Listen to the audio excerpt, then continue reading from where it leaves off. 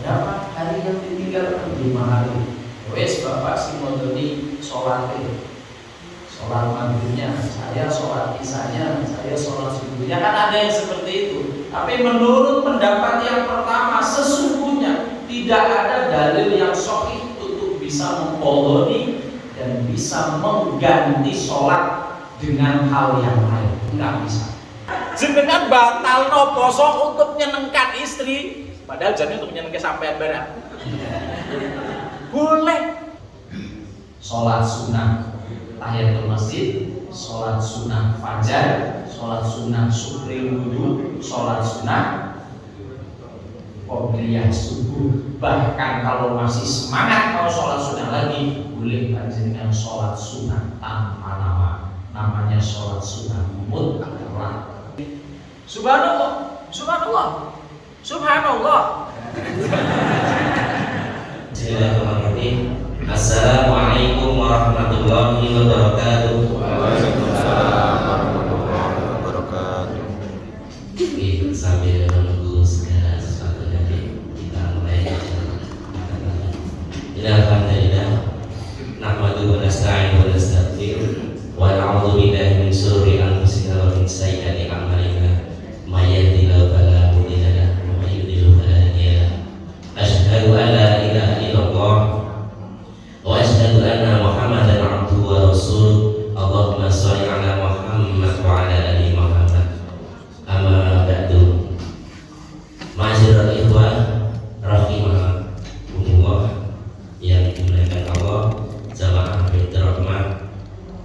Pertama, senantiasa marilah kita panjatkan puji syukur kepada Allah Azza wa Jalla, Zat yang Maha Tinggi, yang pada pagi hari ini kita masih dikumpulkan dalam kajian akad pagi rutin akhir bulan.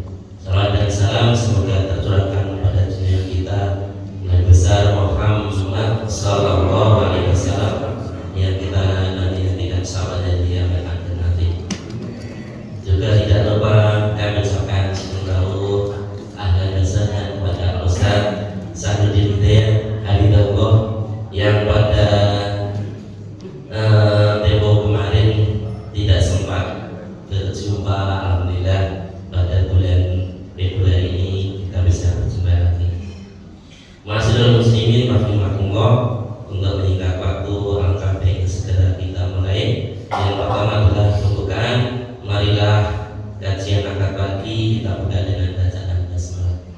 Bismillahirrahmanirrahim. Semoga rahmat Allah senantiasa diberikan kepada kita. Amin amin ya rabbal alamin. Acara yang kedua, bacaan kalam ilahi seperti biasa akan disampaikan oleh Mas Bimo. Pada tempat kami persilakan.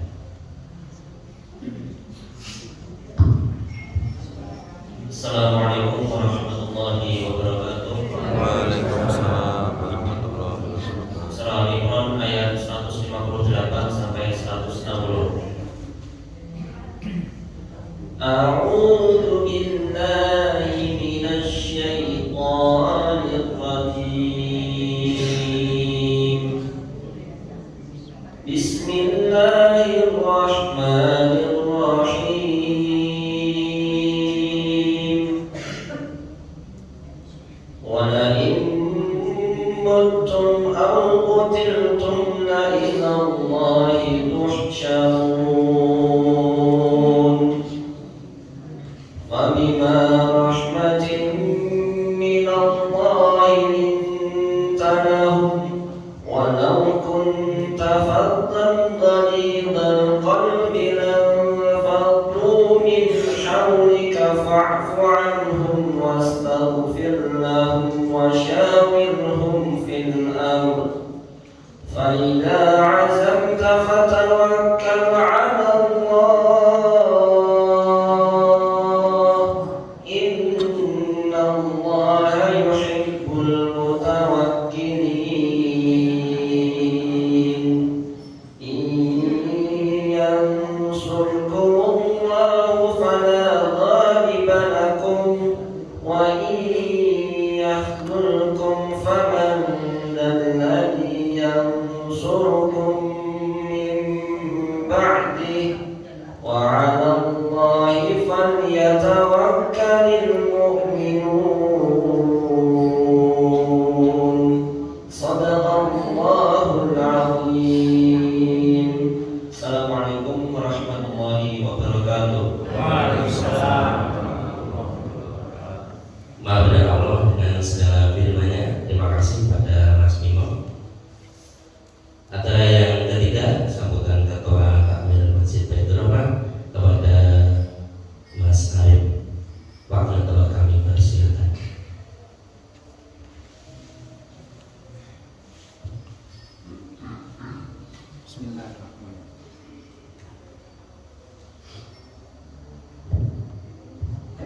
Bismillahirrahmanirrahim. Assalamualaikum warahmatullahi wabarakatuh. Innal hamdalillah nahmaduhu wa nasta'inuhu wa nastaghfiruh wa na'udzu billahi min shururi anfusina wa min sayyiati a'malina. May yahdihillahu fala mudilla lahu wa may yudlil fala hadiya lahu. Asyhadu an la ilaha illallah wahdahu la syarika lahu wa asyhadu anna Muhammadan abduhu wa rasuluh la nabiyya wa la rasula ba'da. Allahumma shalli wa sallim ala sayyidina Muhammad wa ala ali sayyidina Muhammad. Yang kami hormati, yang kami taati Ustaz Syahrudin Hidayat, yang kami tunggu-tunggu pahala hasanahnya. Yang kami hormati Ustaz Jenian selaku Ketua Yayasan Masjid Baitur Rahmah Al-Mutakin Payung. Yang kami hormati seluruh pengurus takmir Masjid Baitur Rahmah. Yang kami hormati Bapak Hari Abu Yono selaku Ketua RW 10 Kelurahan Muda Payung. Dan yang kami hormati Bapak Ibu jamaah Masjid Baitur Rahmah yang dimuliakan Allah. Marilah pertama-tama kita panjatkan syukur kita kepada Allah Subhanahu wa taala yang dengan rahmatnya telah mengumpulkan kita pada malam pada pagi hari ini di Masjid Baitur Rahmah ini untuk menghadiri taman-taman syurga, bermajlis taklim, untuk menambah pemahaman agama kita. Semoga dengan menghadiri majlis taklim ini pemahaman agama kita bisa setahap, bisa lebih membaik lagi. Amin ya rabbal alamin. Yang kedua, salawat serta salam senantiasa kita aturkan kepada junjungan kita Nabi Agung Muhammad sallallahu alaihi wasallam yang semoga kita kelak mendapatkan syafaatnya. Amin ya rabbal alamin. Yang berikutnya kami ucapkan permohonan maaf jika apa yang telah pengurus melaksanakan kegiatan ini ada kurang berkenan. Kami mohon maaf yang sebesar-besarnya. Yang terakhir, semoga apa yang kita lakukan pada pagi hari ini benar-benar diridhoi Allah Subhanahu wa taala. Mungkin cukup sekian dari kami. Kurang lebihnya mohon maaf. Akhirul kalam. Wassalamualaikum warahmatullahi wabarakatuh.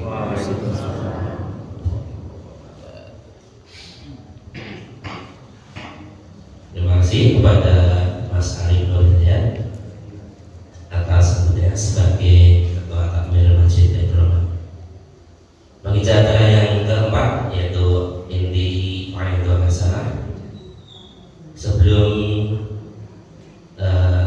acara inti, kami ingatkan kepada Bapak Ibu bahwa adab bermajlis taklim silakan didengarkan dengan baik. Jangan bicara sendiri. Nanti bila ada sesuatu yang perlu didiskusikan atau ditanyakan, ada ruang waktu disampaikan kepada Al-Ustaz. Dan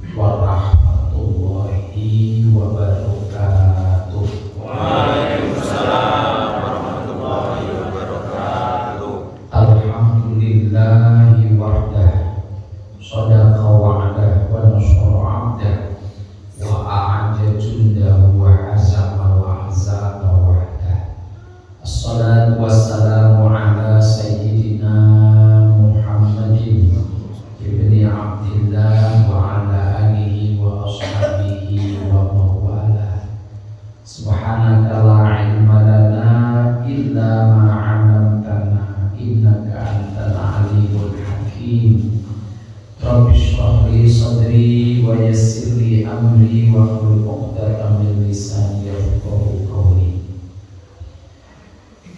Ridhoillahi ta'ala wa li syafaati Rasulillah sallallahu alaihi wasallam wa ala kulli niyatin shalihah. Al-Fatihah.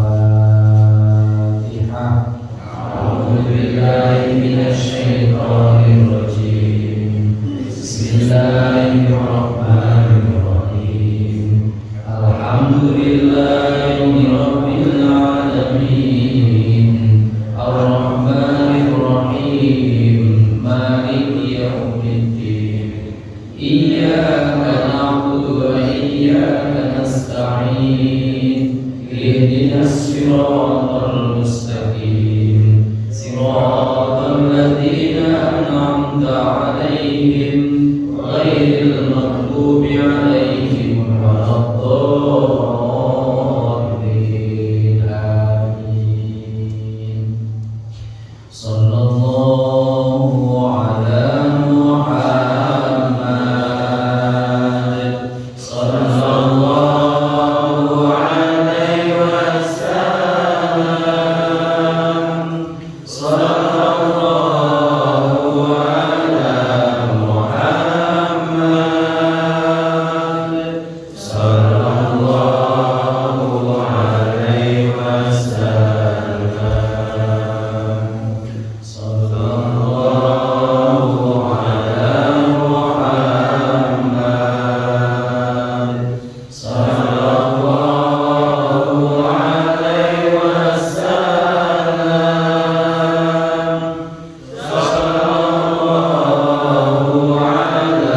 Muhammad. Sallallahu alaihi wasallam. Anta syamsun, anta badrun, anta nurun fawqa nuri. Anta syamsun, anta badrun, anta nurun fawqa nuri. Anta iksiru wadai. Anta misbahus suduri. Sallallahu ala Muhammad. Sallallahu alaihi wasallam. Sallallahu ala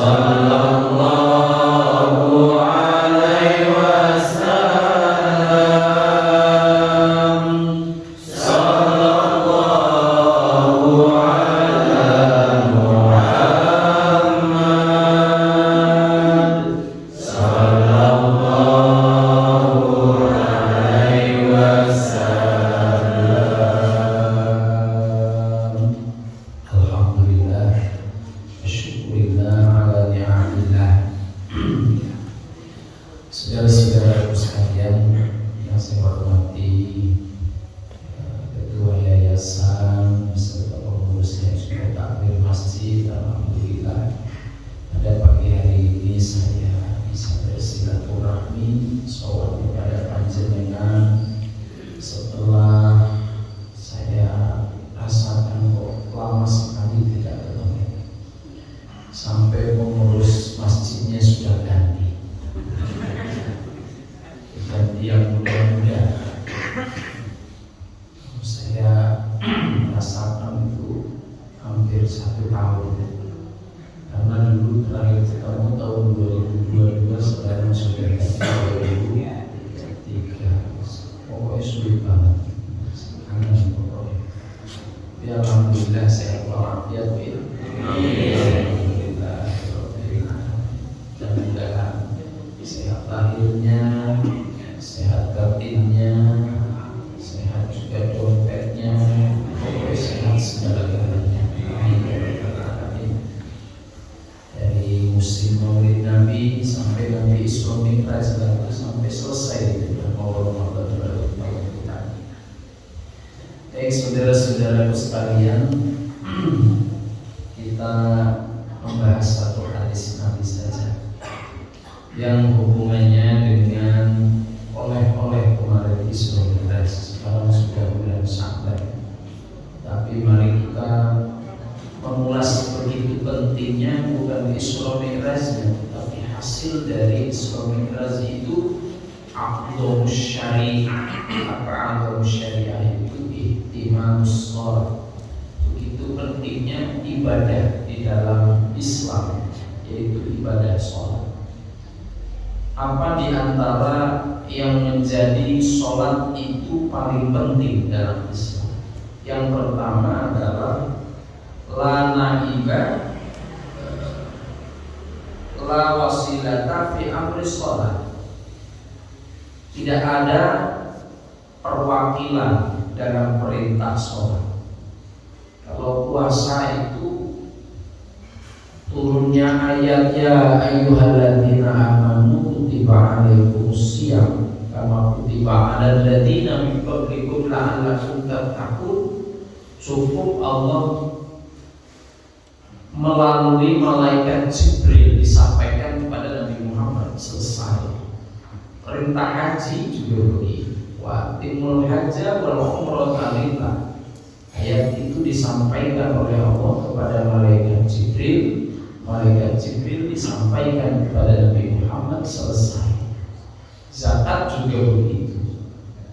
Innamas shadaqatu lil fuqara, dan ayat-ayat lain tentang perintah beribadah atau perintah muamalah disampaikan melalui malaikat Jibril, tetapi sholat tidak. Bukan Allah tidak percaya dengan malaikat Jibril, bukan. Tetapi Allah ingin menunjukkan salah satu yang menjadi hikmah bahwa begitu sholat, begitu pentingnya sholat, bahwa sholat itu tidak bisa diwakilkan perintahnya, tidak melalui malaikat Jibril, tapi Nabi Muhammad diundang langsung. Sedangkan kalau mau dikasih sesuatu yang penting oleh Pak Jokowi kan mesti tidak dilantarkan kepada siapa-siapa, tidak melalui ajudannya, sedangkan langsung. Pokoknya sampean langsung datang ke istana, ketemu sama Pak Jokowi, tidak melalui menteri, tidak melalui ajudan. Berarti begitu pentingnya perintah itu. Sholat juga begitu, tidak melalui malaikat Jibril. Malaikat Jibril itu hanya ngawal saja, tidak sampai Sidratul Muntaha. Malaikat Jibril itu Nabi Muhammad sendiri sampai ke sana. Di dereknya malaikat Jibril itu cuma sampai langit ke-7 saja. Setelah itu Nabi Muhammad naik sendiri, bertemu dengan Allah, menerima perintah sholat. Maka di antara kekhususan sholat juga bahwa tidak bisa sholat itu digantikan oleh siapapun dan oleh apapun, nggak bisa. Kalau puasa, jadi bisa digantikan. Puasa digantikan, bisa diganti dengan fidyah juga bisa.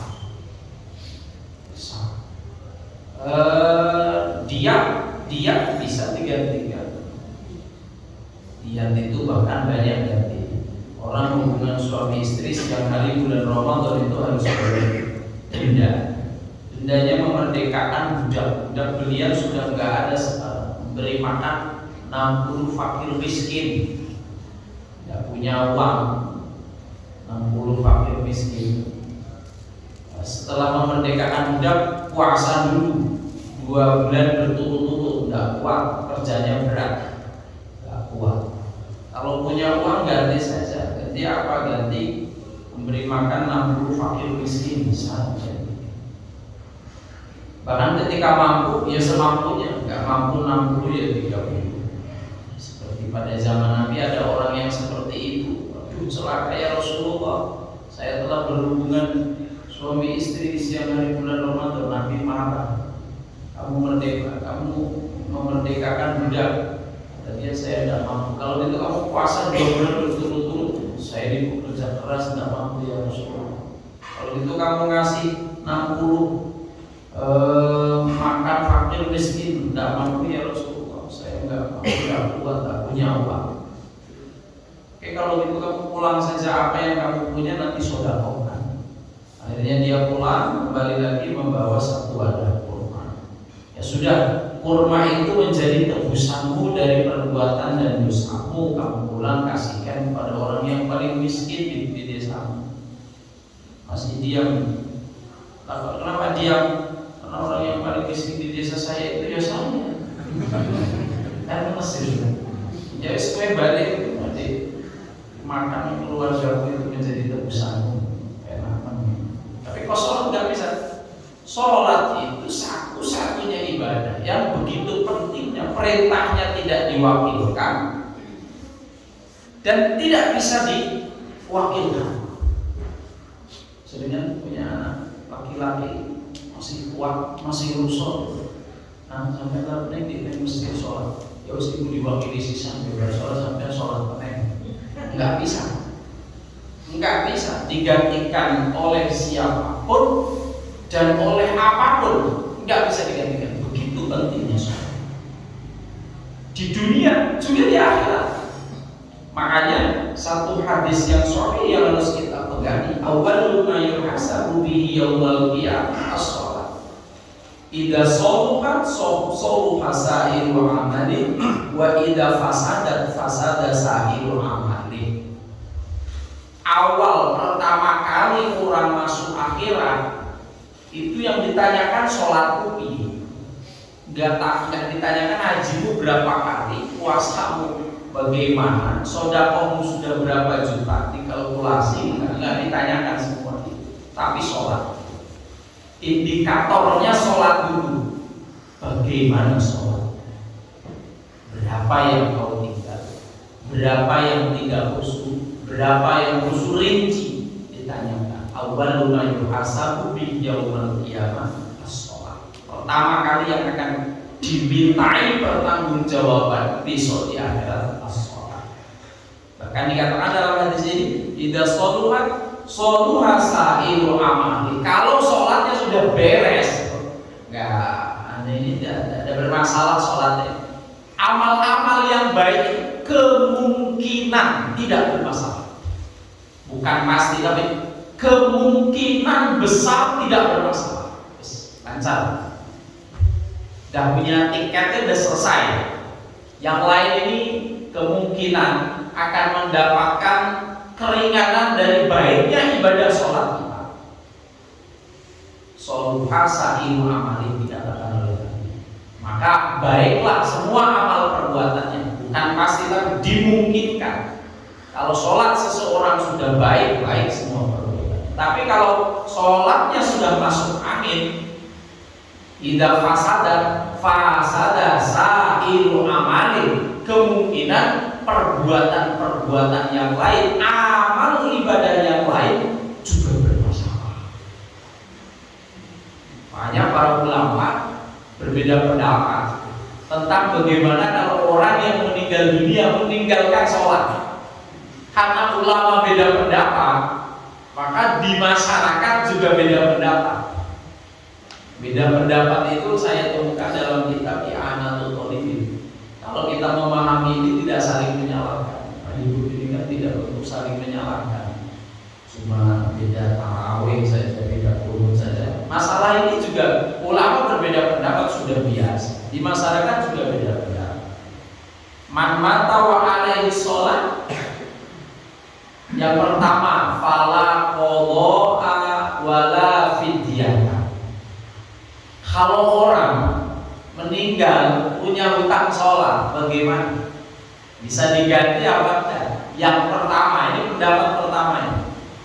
Fala qadha'a wala fidyah. Enggak bisa diqadha. Enggak bisa difidyah. Ini kitab Syafi'iyah. Pilihan pertama enggak bisa. Diqadhani bapaknya enggak bisa, diqadhani anaknya enggak bisa. Diqadhani istrinya, kan sering di masyarakat kita.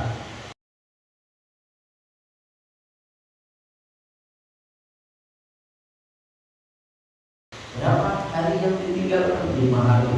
wes bapak si modoni sholat maghribnya, saya sholat isanya, saya sholat subuhnya. Kan ada yang seperti itu. Tapi menurut pendapat yang pertama, sesungguhnya tidak ada dalil yang sahih untuk bisa mengqadhi dan bisa mengganti sholat dengan hal yang lain. Enggak bisa.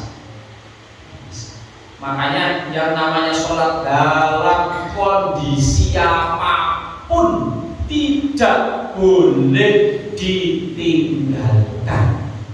Ingat, saya menjelaskan ini di Masjid Muhajirin ada yang tanya, di Masjid Al-Fauli ada yang tanya, Ustaz, kalau kondisinya sudah di rumah sakit, badannya sudah ditempel-tempel, apa jenis? Ini wis kanggo oksigen, apakah masih wajib sholat? Wajib. Gimana sholatnya? Sesuai dengan kondisinya. Nah itu sholat. Tidak bisa wudu, nggak usah wudu. Wong ono tayamum masih ngeles. Ustaz, tayamumnya gimana? Wong tangannya saja nggak bisa gerak sesuai dengan kemampuannya. Nih nggak bisa tayamum. Bagaimana cara tayamumnya? Ini tangannya sudah tidak bisa gerak, tidak bisa nyampe ke muka. Padahal yang namanya tayamum itu tangan harus sampai ke muka. Tempelkan ini ke dinding. Dinding itu kan mengandung debu. Madhab Hanafi, madhab Maliki itu berikan. Tempelkan ke dinding. Tidak bisa sampai ke dinding. Isyarah seolah-olah ini sampai ke dinding. Ini nggak bisa nyampe ke dinding, apakah nggak bisa ditempelkan ke serbetnya rumah sakit? Tempelkan ke serbetnya rumah sakit. Sudah mengandung debu, mau ditempelkan ke muka nggak nyampe, isyarah seolah-olah ini sampai ke muka. Saya niat tayamum karena Allah Ta'ala, nggak sampai. Bayangkan kalau tangan ini nyampe.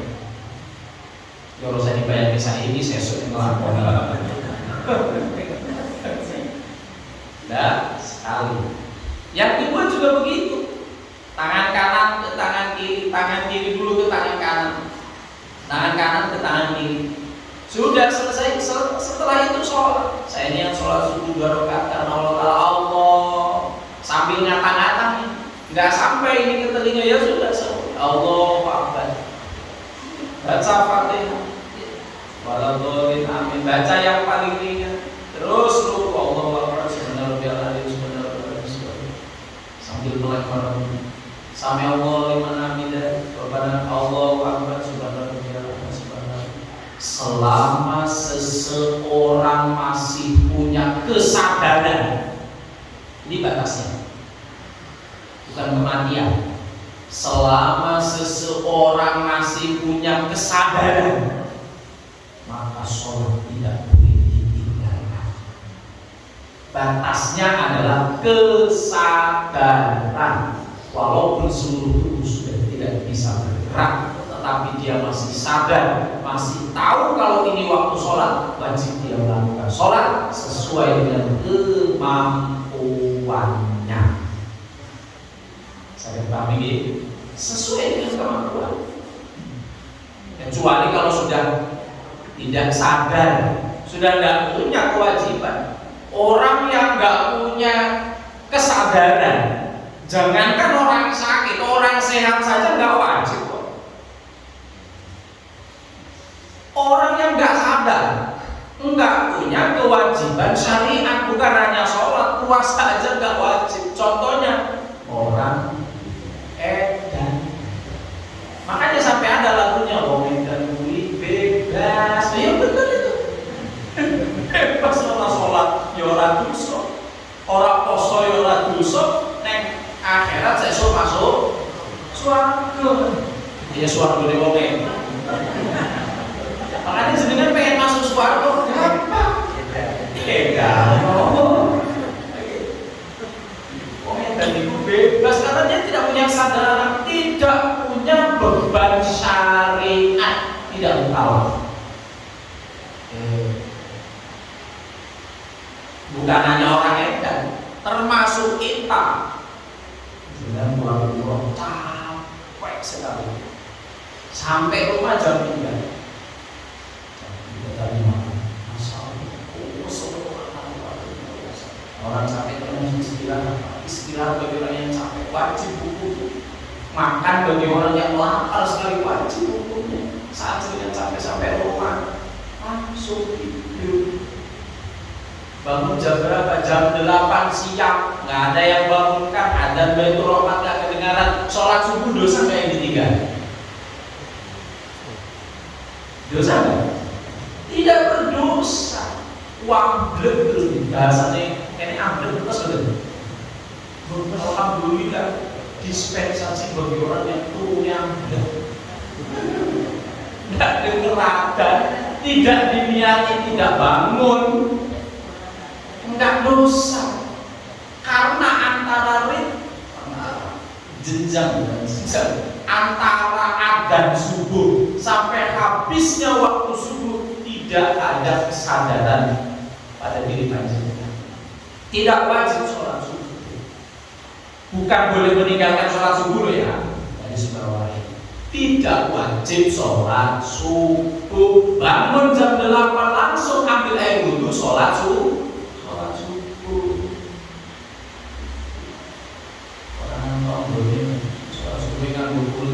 Kok sampai mau sholat duha nih?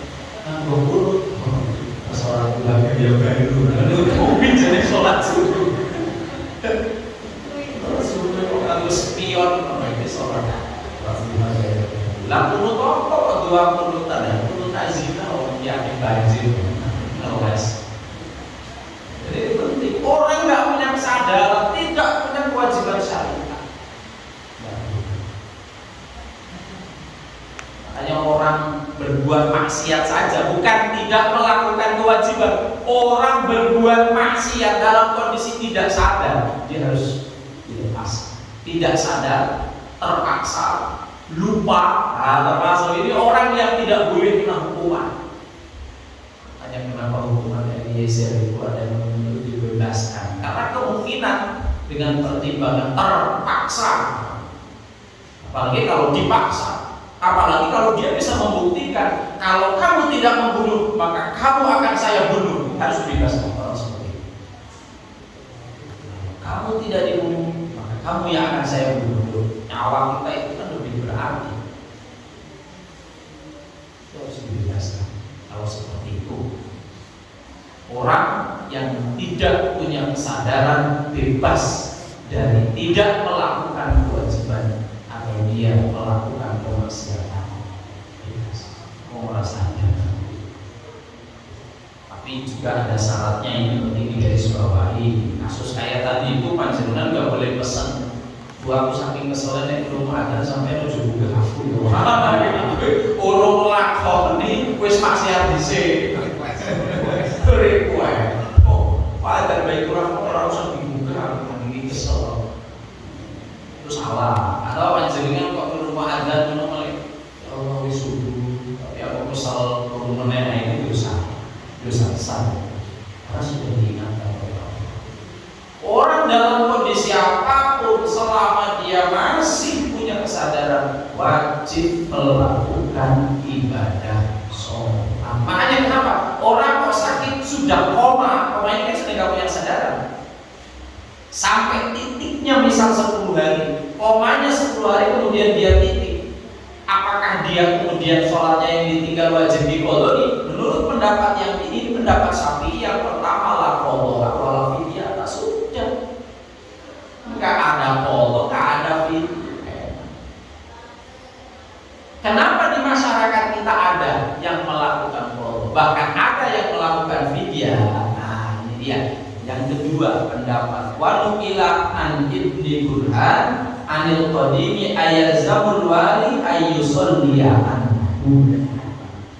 Kalau mayit meninggalkan sholat padahal dia masih hidup, menurut satu pendapat Ibnu Burhan di dalam qaul qadim, qaul Imam Syafi'i yang lawas namanya qaul qadim, itu maka keluarganya boleh bahkan wajib untuk untuk mengganti sholatnya, mengganti yo dengan sholat. Sholat maghrib 5 yo diganti 5, sholat Jumat 5 yo diganti 5, sholat kapan. Tidak harus sholat zuhur pada waktu zuhur, sholat asar pada waktu asar, tidak harus. Ini yang dilakukan di pondok-pondok, diantaranya pondok Tirboyo itu melakukan hal yang seperti itu. Panjenengan juga begitu boleh saja. Ada pendapat yang kedua, makanya orang yang tidak pakai ini ya tidak apa-apa, orang yang pakai nggak apa-apa. Istrinya meninggal dunia 5 hari meninggalkan sholat, berarti kan sholat subuh 5 kali yang ditinggal, sholat asar 5 kali, qodoni terus sesuai dengan keinginannya. Kapan, waktu duha boleh. Sholat maghribnya pada waktu setelah sholat maghrib dia qodoni boleh, fleksibel namanya juga qodho.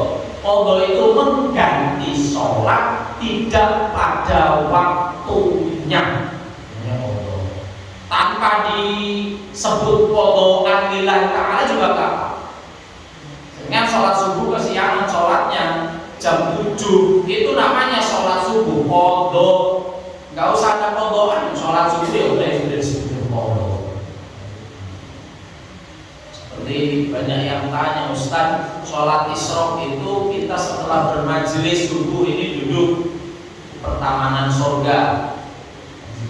Disebut dengan pertamanan surga oleh Nabi.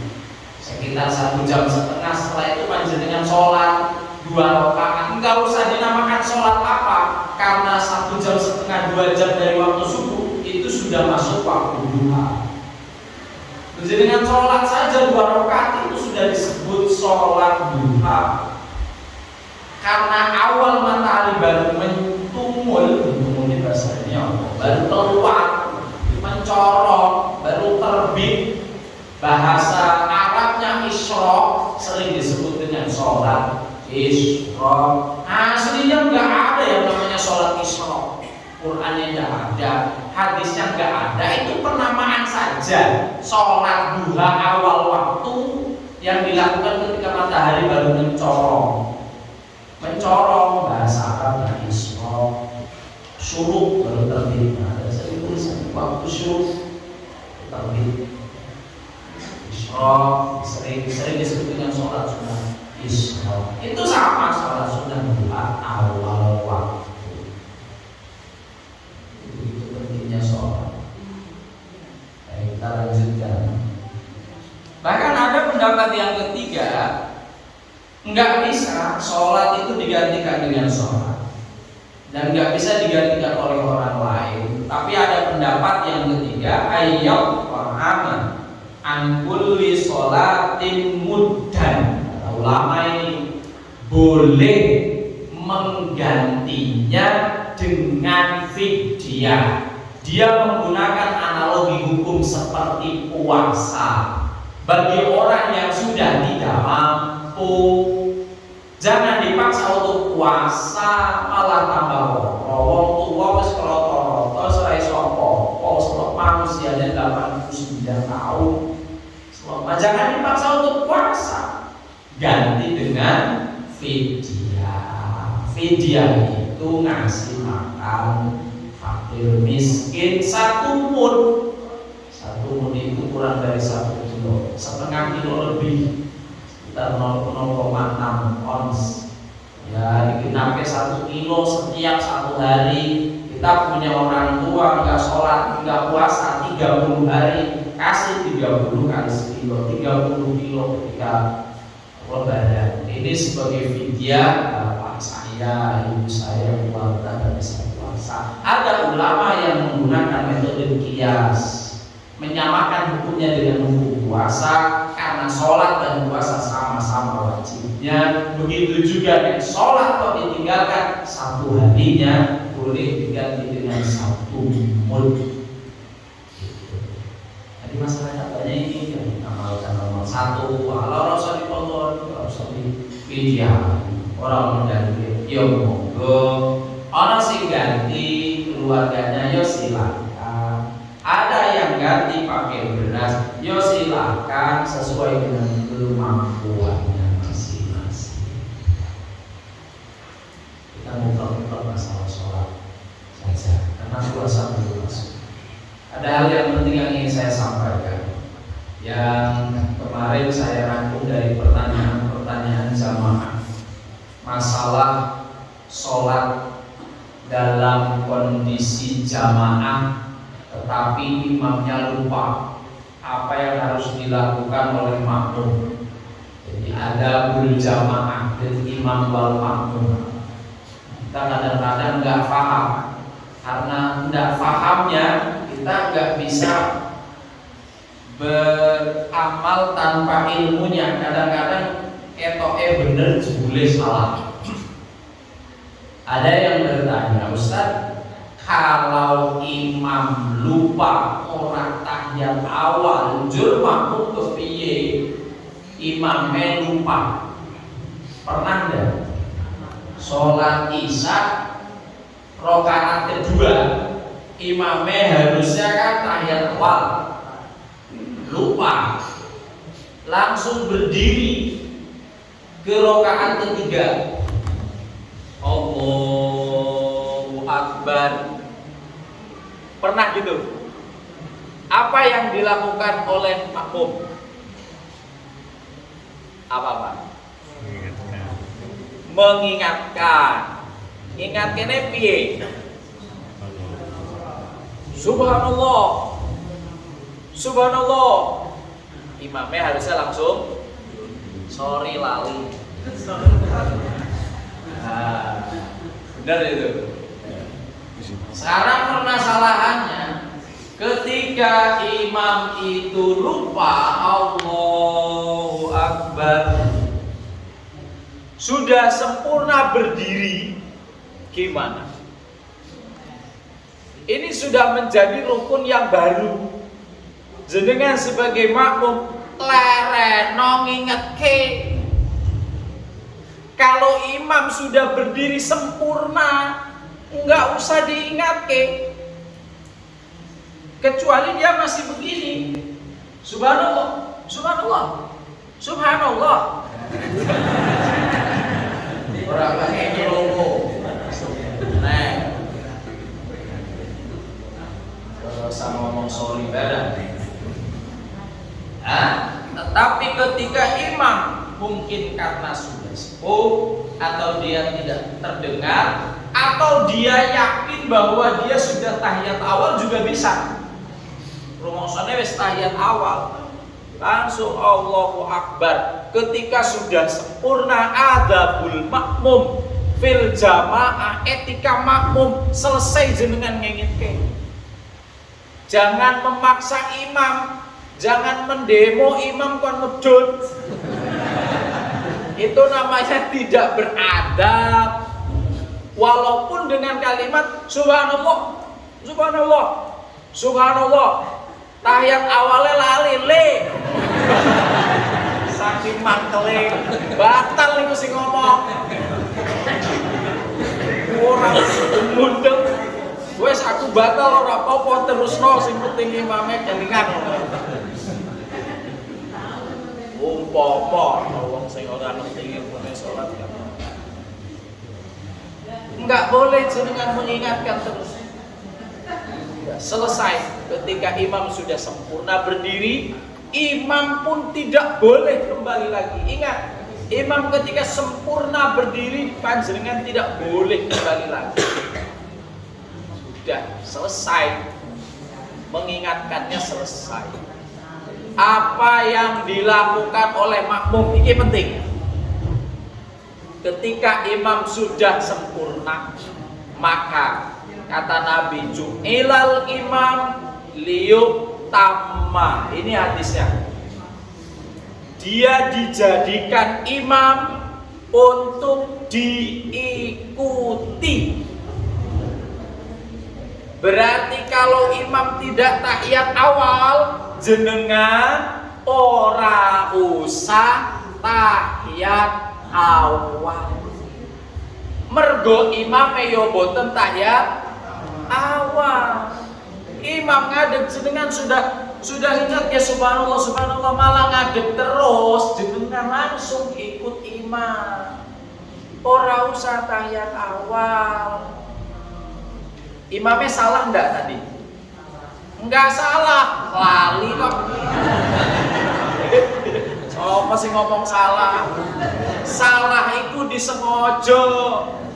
Dia tidak salah, cuma L-A-L-I. Lali, wong lali iku ora kena disalah. Keok jenengan yang lali ora gelem disalah keok. Ya ora. Aku ngomong sampean nek rene nggawa payung, mau kan aku wis ngomong to, nek mangkat iki mesti budan nggawa payung. Lali, bapak nesu-nesu salah kok ora sing nesu-nesu. Salah wong lali kok ora kena disalahke. Nggih to? Mergone wong lali ki oleh Allah dilaleke, maka ketika imam ini lali jenengan kok sebagai makmum kudu melu ngelali. Hebat ora? Itu kehebatannya imam. Senajan ketoke salah kudu dinut. Harus diikuti. Jenengan ngeyel batal sholat itu. Oh, meneh karo muni-muni. Biasa imam lalenan. Wah, aku tak tahiyat awal dhewe wae. Tidak boleh jenengan tahiyat awal, ikuti imam. Allahu Akbar. Maka kalau ngerti ini, nek imamnya lali malah lumayan. Bonus sholat tahiyat awal. Kenapa harus mengikuti imam? Sebab dalam jamaah mengikuti imam hukumnya wajib, tahiyat awal posisinya tidak wajib. Tahiyat awal dalam sholat atau sering disebut tasyahud awal itu hukumnya sunnah am'an. Sunnah am'an. Jadi ketika lupa itu tidak usah diulangi lagi.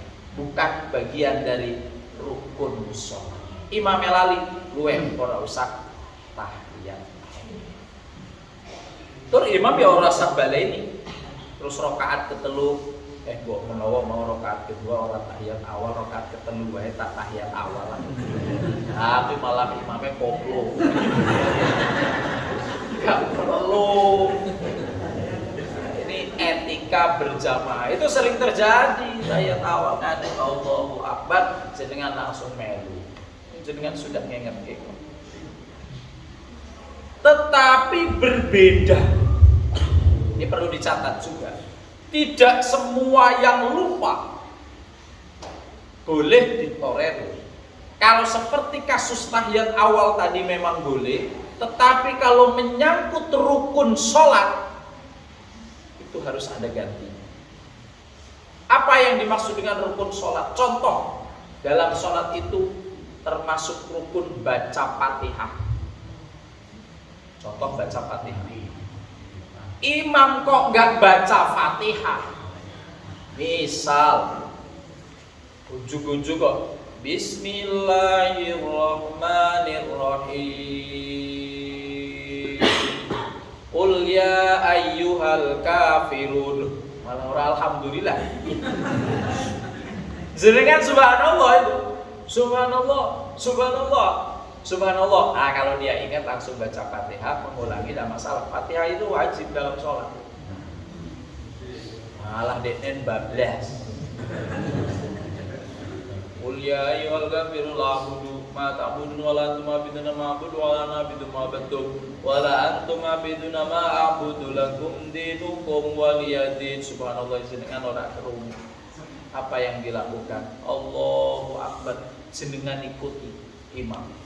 Apakah dia sadar nggak di perjalanan bahwa dia tadi lupa baca Fatihah?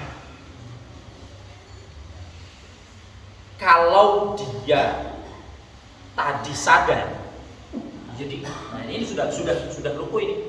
Allahu Akbar sami Allah. Tadi diingatkan dia nggak ingat. Allahu Akbar sami Allah liman hamidah. Allahu Akbar. Misal sebagai imam, rakaat kedua. Jenengan ingat, iya aku ana sing subhanallah, jebule aku ora maca Fatihah. Berarti rakaat kedua ini posisikan sebagai rakaat pertama. sebagai gantinya rokaat pertama tadi yang tidak baca Fatihah. Tidak diulangi sholatnya. Orang mau Fatihah, jok panjenengan ulangi. Wis rokaat kedua lagi. Mau ora Fatihah, padahal Fatihah wajib. Terus jenengan sorry mau Fatihah lagi ya. Batal, makanya batal sih, mau batal. Enggak begitu. Tuh ini penting ini. Mau sing ono subhanallah aku kelingan mau ora Fatihah wis. Saiki rampung baleni. Enggak ada sholat diulangi. Enggak ada. Maka rokaat kedua ini jadikanlah rokaat pertama. Gitu. Tidak usah diulangi. Terus kemudian ya karena ini jadi rokaat pertama udah sempurnakan. Rokaat pertama yang tadi yang tidak ada Fatihahnya tidak terpakai, tidak dihitung. Ustaz, piye nek laline tekan salam? Ini penting. Tenang ora baca Fatihah. Ketika sudah salam, Assalamualaikum, harus ada yang mengingatkan. Satu, Pak, tadi jenengan rokaat pertama tidak baca Fatihah. Apa yang dilakukan oleh imam? Apakah diulangi sholatnya? Tidak. Kan penting ini. Jangan kemudian kabeh rame. Orang mau coba Fatihah. Ya wes, kalau gitu sholatnya kita ulangi. Enggak itu. Nah, di sini pentingnya ilmu berjamaah. Apa yang dilakukan oleh imam? Walaupun sudah salam, berarti sholat tadi ada satu rokaat yang cacat. Hanya tidak baca Fatihah, tapi yang cacat itu satu rokaat. Imam ketika diingatkan langsung berdiri. Allahu Akbar, tambah satu rokaat. Allahu Akbar, baca Fatihah seperti biasa. Fatihah saja tidak apa-apa, yang wajib kan Fatihahnya, bukan baca ayat-ayatnya, bukan baca ayat-ayat pendek setelah Fatihah. Waladhdallin, amin, Allahu Akbar, sami Allahu liman hamidah, terus salam lagi, selesai, sempurnalah sholat. Bisa dipahami gitu? Itu terjadi pada zaman Rasulullah. Nabi itu sholat isya 2 rakaat. Hadisnya ada di dalam Bulughul Maram. Sholat isya 2 rakaat. Baru 2 rakaat Nabi salam, Assalamualaikum warahmatullahi. Selesai. Nabi itu pegang-pegang apa gitu. Para sahabat ini menyangka kalau sholat tadi dikosor. Ini paling dikosor itu. Nanti kalau dikosor sholat isya jadi 2 rakaat. Ada sahabat yang memberanikan diri. Nabi, apa panjenengan ini sholat isyanya tadi dikosor? Orai, biasanya gitu. Enggak dikosor. Tadi itu jenengan sholat isyanya 2 rakaat ya Rasulullah. Tidak seperti biasanya 4 rakaat. Para sahabat yang enggak ada yang protes, artinya ini dikosor. Tapi panjenengan tadi yakin sholatnya itu 2 rakaat. Nabi baru ingat, apa ya? Apa yang dilakukan oleh beliau? Itu sudah omong-omongan. Beliau ke pengimaman lagi, nambahi 2 rakaat. Jadi tidak diulangi dari awal. Tidak perlu diulangi.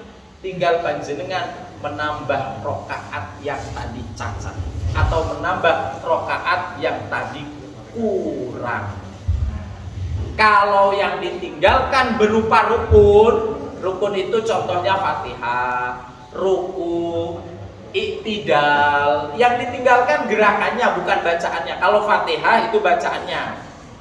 Selain Fatihah, semua bacaannya itu tidak wajib. Jadi panjenengan yang ditinggal itu rukunya. Ini maka rakaat ini menjadi cacat.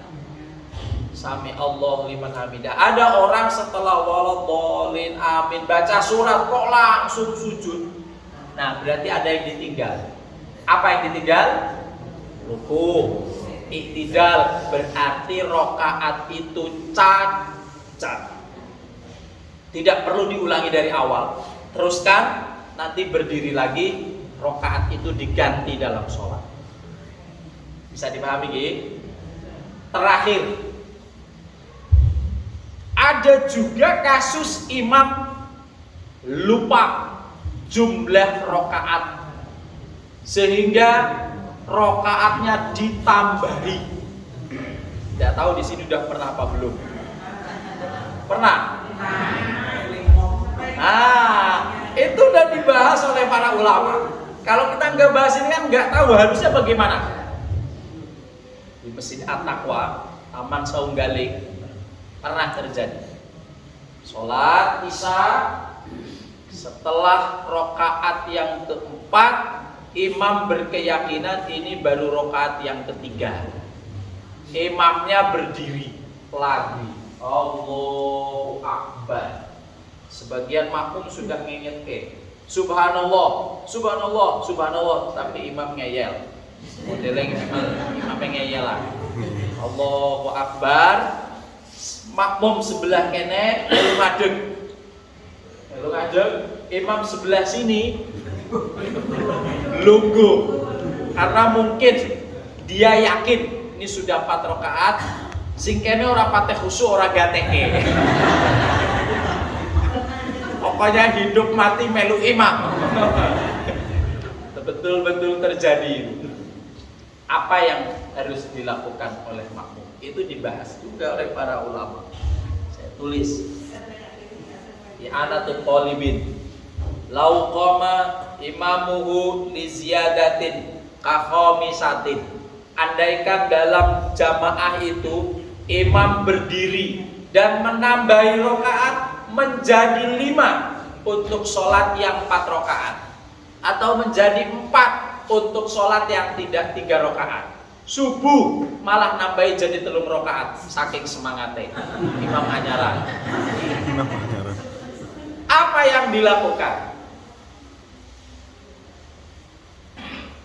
Walau syahwan lam yajuz mutabi'atuhu walau masbukon. Maka kalau panjenengan yakin bahwa itu tambahan, tidak perlu diikuti. Nah, beda toh? Kalau tadi panjenengan mengikuti imam, karena apa? Karena posisi tahiyat awal itu tidak wajib, sementara rakaat yang ketiga itu bagian dari rukun sholat. Rakaat yang ketiga kan bagian dari rukun sholat, berdiri. Rakaat yang keempat. Tapi yang namanya rakaat kelima ada enggak? Tidak ada. Subuh ada enggak rakaat ketiga? Enggak ada. Beda kan? Kalau rakaat ketiga dalam sholat Isya itu ada. Rakaat keempat itu ada. Itu bagian daripada rukun sholat. Tapi kalau rakaat yang kelima kan enggak ada. Maka kalau imam lupa pada perbuatan yang bukan merupakan rukun sholat, jangan diikuti. Jenengan tetap ngingetke. Imam ngadeg meh rakaat kelima, Allahu Akbar, Subhanallah, Subhanallah, Subhanallah, tetap ngadeg, yo ben jar wae. Arep tambah ping 6, arep tambah ping 7, ora apa-apa, jar wae. Pancen lali, wong lali ora kena disalahke. Yang dilakukan oleh makmum bisa 2 hal. Ketika imam lupa dia berdiri, jenengan yakin, konco-koncone yo yakin kok ini adalah salah, padahal ini sudah selesai 4 rakaat. 1, panjenengan bisa mufarokoh. Nah, bahasa Arab mufarokoh itu keluar dari jamaah. Jenengan tahiyat akhir, imamnya beringat, jenengan tahiyat akhir. Apa mufarokoh itu? Misah dari jamaah. Selesai jenengan tahiyat, Assalamualaikum warahmatullahi wabarakatuh. Assalamualaikum warahmatullahi wabarakatuh. Tidak mengikuti imam, sholat jenengan sah, tapi pahala jamaahnya hilang. Karena panjenengan yang namanya jamaah itu harus sempurna sampai salam. Ilmu mufarokoh ini bukan hanya pada waktu sholat ketika imam lupa, pada waktu normal juga bisa. Jenengan sholat subuh, Allahu Akbar, ini ilmu mufarokoh. Mufarokoh itu misah. Ketika sholat subuh 1 rakaat, imam baca Baqarah. Imam anyaran bacaannya 1 rakaat setengah jam. Jenengan yang kene wis kerasa ruku. Waduh, piye iki? Salat itu kan wajib. Kita melakukan batal pada waktu sholat wajib dengan sengaja, hukumnya haram. Bukan hanya sholat, puasa juga begitu. Ibu-ibu niat, ini puasa wajib, jenengan punya utang, hari ini puasa wajib untuk mengganti utang puasa. Jenengan tidak boleh batalke, walaupun suami suruh batalke, tidak boleh, karena ini wajib. Kalau puasa Senin Kamis boleh, apalagi suami yang boleh, Pak, cukup sholat, minta ajak jalan-jalan, makan-makan, belanja, karena nutuke kalung sampean gitu. Wah, semangat banget, joposo. Jenengan batal no poso untuk menyenangkan istri, padahal jadi untuk menyenangkan sampean barang. Boleh, bukan dosa, enggak dosa. Makanya jenengan, Pak, ini aku gak poso, ajak jalan-jalan ya. Pesen saya apa-apa. Oh, jangankan suami yang punya kewajiban nyenengke suami, tetangga mantu. Saya udah pernah cerita, tetangga mantu jenengan ndak lego. Apa meneh jenengan ngomong, aku poso, aku ora iso ewang-ewang ya. Jangan aku ewang-ewang kan ora penak, ora melu makem. Lho malah dosa sampean. Ya toh? Dosa kayak gitu itu. Apalagi puasanya puasa sunnah, batal ke posone melu ewang-ewang, melu makan di situ nyenengke tonggo, pahalane lebih besar. Makanya nek tonggo memantu jenengan pesen nek ora Senin kok Kamis. Ya toh? Tapi kalau puasa wajib gak boleh. Tidak boleh medhot pada ibadah yang wajib disengaja, hukumnya haram. Hukumnya haram. Puasa ya iya, sholat ya iya. Maka jenengan ketika sholat wis grundeli mame anyar lulusan pondok baca Baqarah ora ngerti aku boyokan koyo ngono. Tambah dosa. Sholat tambah dosa tae. Wes to? Timbang tambah dosa jenengan mufaroqah. Stop belet koyo ngene. Wes. Jenengan udah ngene iki. Allahu Akbar. Niat dulu. Saya niat pisah dari imam. Allahu Akbar, sami'allahu liman hamidah. Paling konsen ngapain sholat. Terus sampai assalamualaikum kencing balik. Sah sholatnya, sah sholat. Itu namanya niat pisah dari imam. Tapi kalau karena bukan kebutuhan ya aja dilakoni. Karena kebutuhan, kompor urung dipateni. Oke, kelingan dia sholat iki. Waduh, iki ora suwe sholat iki was. Bahaya, kompornya belum dimatikan. Langsung jenengan mufaroqah, saya niat keluar dari jamaah. Allahu Akbar. Sampai Allah dengan hamidah. Selesaikan. Assalamualaikum. Sholat jenengan sah, tapi tidak punya pahala jamaah. Nah, itu bisa berlaku ketika imam lupa. Dia nambah rakaat panjenengan mufaroqah. Lalu wis awal melu jamaah ustadz mana ndak dapat pahala jamaah, bisa dapat pahala jamaah. Gimana caranya? Jenengan ngenteni imam sak tahiyate. Gitu. Emang jamaah jenengan tahiyat dhewe, tahiyate alon-alon nggo didekne ora turun dhewe mosok kan terus. Tahiyatul mubarakah. Alon-alon bae. Alon-alon sholawatun thayyibatun lillah. Kok sampai hamidul majid. Imamnya mundur nambah. Donga sing maksud nek Al-Qur'an boleh. Sana boleh. Wafil akhirati hasanah wa qina adzabannar. Atau panjenengan tambah zikir subhanallah. Boleh menambah zikir dalam sholat. menambah bacaan Al-Quran dalam sholat boleh. Daripada menang baik, daripada pikirin wilayakan, daripada pikirannya ngerasa di imam. Saya di imam yang tak usul kalau ketua taklim sehingga tak ada kocok di posisi ini. Wah, suara itu para karuan dan jenengan baca Al-Quran. Jadi boleh menambah dzikir dalam Al-Quran, dzikir-dzikir yang maksud, dzikir-dzikir yang bacaannya ada di dalam Al-Quran, boleh menambah di dalam sholat. Kecuali kalau bahasa Arab yang hubungannya dengan percakapan manusia antar sesama manusia tidak boleh. Ada orang yang bersin, jadi tidak boleh jawab ya kamu. Nggak boleh. Nah tunggu aja ketika imam dia tahiyat, imam salam baru assalamualaikum warahmatullahi assalamualaikum warahmatullahi. Nah itu penting. Jadi jangan terus-terusan mengingatkan imam. Ketika imam sudah sempurna dia berdiri, selesailah mengingatkan imam subhanallah. Ada yang bisa didiskusikan, saya persilakan. Ada yang mau tanya monggo. Oke, monggo. Untuk sholat Isra itu kan tadi sampaikan adalah sholat Isra itu kan waktu di luar juga.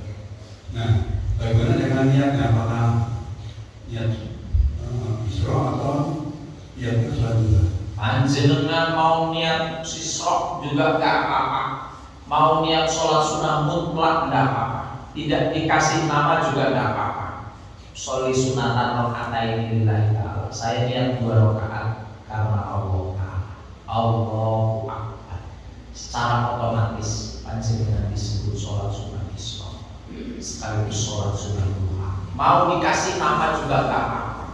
Sama dengan panjenengan bangun tidur jam 2 malam, jenengan mau niat sholat tahajud, sholat sunat tahajud, amin Allahu Akbar, disebut sholat sunat tahajud.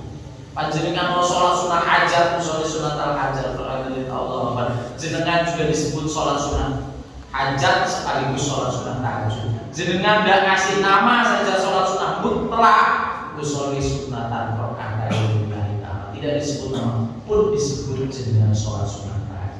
Karena waktu itu waktu tahajud. Gitu. Ada istilah sholat tidak boleh dilakukan setelah sholat subuh. Itu sholat sunnah mutlak yang tidak ada kepentingannya, tidak ada hajatnya, tidak ada kebutuhannya. Itu tidak boleh. Kalau sholat yang ada kepentingannya tetap boleh dilakukan pada waktu yang diharamkan sholat. Yang diharamkan sholat kan pada subuh sama pada asar. Kalau ada mayit pada asar mau dikuburkan, kita sudah sholat asar, apa tidak boleh sholat mayit? Kan boleh, karena ada sebabnya, yaitu mayit. Kalau jenengan pada asar masuk ke masjid mau sholat sunat tahiyatul masjid, apakah tidak boleh? Boleh. Kata siapa? Kata siapa nggak boleh? Yang nggak boleh itu sholat sunnah mutlak, sholat sunnah yang tidak ada sebabnya. Dicatat. Ini waktu ini belum masuk waktu Isra, tapi itu sudah masuk terus sudah. Tadi jam 6:30 sudah sholat subuh. Panjenengan batal wudunya, wudu masukkan boleh sholat sunnah tahiyatul masjid, boleh melakukan sholat sunnah tahiyatul masjid, boleh.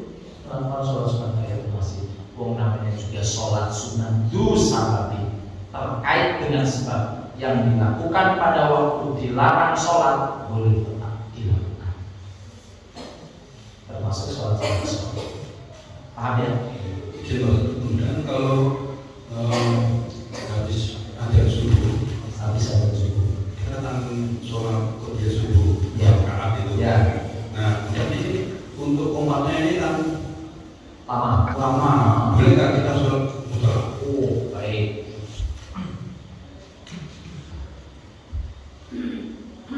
kalau mau banyak sholat ya, kalau jenengan mau memperbanyak sholat sunnah, setelah subuh masih lama komatnya, 15 menit. Ustadz ulang toko, kayak mesti naik perjalanan. Banyak yang panjenengan bisa lakukan dulu sholat sunnah. Pertama, selesai adzan, panjenengan baru masuk, panjenengan bisa sholat sunnah tahiyatul masjid. Yang kedua, panjenengan bisa sholat sunnah fajar, karena baru masuk waktu fajar, ya tidak. Ketiga, panjenengan bisa sholat sunnah syukril wudu. Udah berapa itu? 3. Kemudian panjenengan bisa sholat sunnah qobliyah subuh. 4. Bisa 8 rakaat panjenengan bisa sholat sunnah sebelum wajib melaksanakan sholat sunnah. Sholat sunnah tahiyatul masjid, sholat sunnah fajar, sholat sunnah syukril wudu, sholat sunnah qobliyah subuh. Bahkan kalau masih semangat mau sholat sunnah lagi, boleh panjenengan sholat sunnah tanpa nama, namanya sholat sunnah mutlak. Sak kemengai 2 rakaat. Tidak hanya 2 rakaat, setelah selesai 2 rakaat sholat sunnah lagi. Yang penting yang sholat tidak ada namanya ini, sholat yang tidak ada sebabnya ini tidak boleh dilakukan setelah subuh sampai waktu duha, dan tidak boleh dilakukan ba'da asar sampai masuknya waktu maghrib. Bisa diterima nih?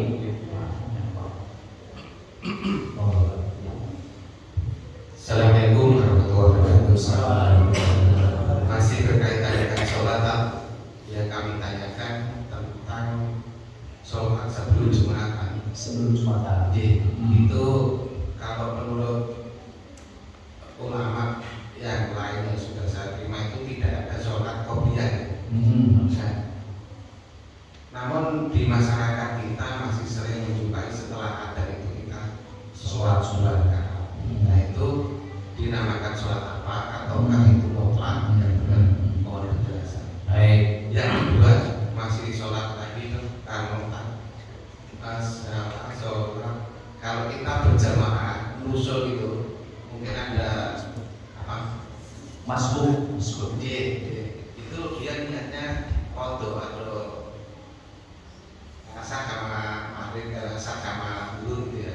Kita masuk belakangan ikut sholat. Kalau kita dulu niatnya dia sudah 2 rakaat, kita baru masuk. Itu apakah artinya kita salah niat kan? Kita niatnya makmuman sholat dulu. Bagaimana? Waktu sholat dulu. Imamnya sholat jamak qadha. Jamak sholat. Kosor atau qadha? Kosor. Kita ikut jamaah kepada orang yang sedang sholat. Kalau kita tidak tahu dia sholat apa, maka jamaah kita tetap sah, walaupun dia sholat sunnah. Dia sholat sunnah 2 rakaat, sholat sunnah ba'diyah zuhur. Kita datang, kita mau sholat zuhur. Kita nggak tahu dia sholat apa, wong baru masuk. Kita tepuk punggungnya. Allahu Akbar. Kita ikut jamaah, kita tetap sah dan kita mendapat pahala jamaah. Ketika dia ditepuk, tidak usah dia jadi imam dia. Tidak perlu. Kecuali kalau dia tidak ikut jamaah, dia sedang sendirian sholat zuhur, ada orang yang makmum ikut sholat zuhur juga, dia niat jadi imam, maka dia dapat pahala jamaah yang tadinya sholat sendirian. Tapi kalau dia sholat sunnah, maka dia jangan berniat menjadi imam. Kita yang ikut jamaah dapat pahala sholat berjamaah. Boleh saja. Saya pernah melakukan itu, yang ditepuk itu malah dada-dada. Kyopo dada-dada, berarti tidak tahu ilmunya. Dia sholat sunnah, angkat tangan. Saya mudeng jadi, orang usah jadi melu makmum, aku ke sholat sunnah, enggak perlu. Tidak ada. Selama sholat itu merupakan sholat satu jenis itu ono ruku'e, ono sujudnya, boleh kita tabarukan itu jamaah kepada sholat dia. Apapun sholat dia, kita itu cuma ikut bermakmum. Yang tidak boleh itu bermakmum kepada orang-orang yang sholat jenazah. Sebab orang bakal ruku-ruku. Nah, tidak boleh. Paham ya? Bolehkah bermakmum kepada orang yang tidak sejenis sholatnya? Boleh. Kecuali dari awal dia musafir, itu jangan ikut, tak jamaah sendiri saja, karena jenisnya beda. Tapi kalau kita masuk, kita nggak tahu dia sholat apa, ikut supaya kita dapat pahala jamaah. Yang kedua, apakah ada sholat sunnah qobliyah Jumat? Ikhtilaful ulama. Ulama ada yang mengartikan hadisnya sahih, ada yang mengartikan hadis yang dhaif tentang Rasulullah ketika khutbah, ada orang yang datang kemudian Rasulullah menyuruh sholat dulu 2 rakaat. Itu ada hadisnya. Kemudian dia sholat 2 rakaat sehingga oleh ulama dikatakan itu sebagai sholat sunnah qobliyah. Walaupun kita tidak sholat sunnah qobliyah Jumat, tetap sebelum masuk sholat Jumat itu boleh melakukan sholat sunnah mutlak di Masjidil Haram, di Masjid Nabawi itu banyak orang yang melakukan sholat sunnah. Jadi masalah sholat sunnah qobliyah Jumat memang ikhtilaful ulama. Ada yang memakai, ada yang seperti pelaksanaan di kita itu, ada yang sholat sunnah qobliyah Jumat, ada yang tidak apa. Memang ada hadisnya, cuma ada yang menganggap derajat hadisnya sahih, ada yang menganggap derajat hadisnya tidak sahih. Itu aja seperti halnya kunut, ada yang pakai, ada yang tidak. Ada lagi pertanyaan terakhir. Assalamualaikum warahmatullahi wabarakatuh. Tadi sudah disampaikan beberapa kasus imam lupa atau bisa. Nah itu untuk penerapan sujud sahwinya itu kapan bisa? Oh ya, baik. Terus assalamualaikum. Penerapan sujud sahwi sudah diatur di dalam hadis Nabi tentang sujud sahwi. Sujud itu bagian dari ibadah. Kita jangan semena-mena kemudian sujud kalau tidak ada perlu. Sujud itu hanya ada untuk sujud sholat, sujud syukur, sujud tilawah, sujud sahwi. Selain itu tidak ada sujud, karena sujud itu bagian daripada ibadah. Maka kalau kita sujud itu harus ada namanya. Sujud apa ini? Sujud syukurkah? Apa sujud tilawahkah? Apa sujud sholatkah? Harus ada. Ibadah itu harus ada namanya. Orang sah sujud itu. Kalau sah sujud tapi ada namanya malah ibadah. Sedangkan di tengah jalan telepon, sedangkan dapat Fortuner dari undian BRI, alhamdulillah, langsung aja sujud di jalan. Dia tahu arah kiblat nggak apa-apa, ke arah manapun. Merasa dia masjid kiblat sebelah mana, nggak boleh, langsung sujud. Baca, subhanallah, alhamdulillah, bersyukur. Tapi jenengan Pak Suryanto dapat Fortuner undian dari BRI, alhamdulillah, langsung sujud. Kalau usah bingung, nggak sujud sih, sujud. Baru sujud syukur tidak mau menaik. Oh maaf, ternyata Pak Suryanto ibadahnya nggak batal, sebab panjenengan tadi sudah bersyukur. Maaf ya, kalau sujud syukur, kalau tunai gagal, apakah sujudnya batal? Enggak, walaupun hadiahnya batal, karena panjenengan tadi sudah bersyukur. Mungkin cara Allah untuk menjadikan panjenengan mau sujud syukur kan bisa. Nah, gitu. Bagaimana sujud sahwi itu? Dalam beberapa hadis tentang sujud sahwi, jenengan lakukan sebelum salam 2 kali sujud. Kalau panjenengan ada yang lupa, maka duduk terakhir itu bukan duduk tawaluk, tapi duduknya tetap seperti panjenengan Robin Firly, gini duduknya. Berarti ini menandakan panjenengan mau sujud sahwi. Sebelum salam, selesai tasyahud akhir, innaka hamidum majid. Takbir, Allahu Akbar. Makmum melu sujud. Walaupun panjenengan tidak ikut lupa, wah ora lali imam dan sujud juga. Melu sujud. Keutamaannya imam itu yo gitu kok, jubilal imam li utama dia dijadikan imamnya dino lali yo melu. Sujud Allahu Akbar, subhanaman la yanamu wa la yasfu, subhanaman la yanamu wa la yasfu, subhanaman la yanamu wa la yasfu. Orang hafal subhanallah, subhanallah, subhanallah. Cukup. Allahu Akbar, duduk lagi, sujud lagi. Dalam hadisnya 2 kali. Subhanaman la yanamu wa la yasfu, subhanaman la yanamu wa la yasfu, subhanaman la yanamu wa la yasfu. Allahu Akbar, duduknya ganti tawaruk. Assalamualaikum warahmatullahi. Assalamualaikum warahmatullahi. Panjenengan tanya lagi. Ustaz, kalau tadi lupa kemudian sujud sahwinya yo lali. Piye? Nah, mungkin tak? Mungkin jenengan tadi lupa mau sujud sahwi, bar salam mau kelingan.